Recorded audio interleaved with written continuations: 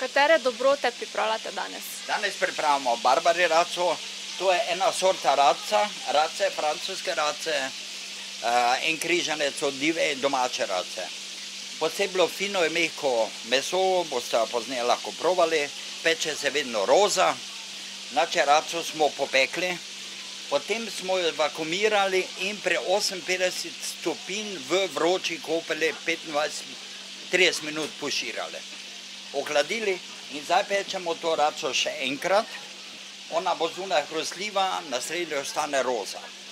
Raco postrežemo z letnim zeljem, katerega smo začinili s brusnicami, orehovim oljem, soljo, popro. Koliko časa bi nekdo potreboval, da to naredi doma? Doma rabite za tako stvar. No, rečemo, če bi hteli konfirati pomarančo, špekice, kaj se tiče rače, je to hitro, 1 uro, ostalo pa treba malo dalj časa.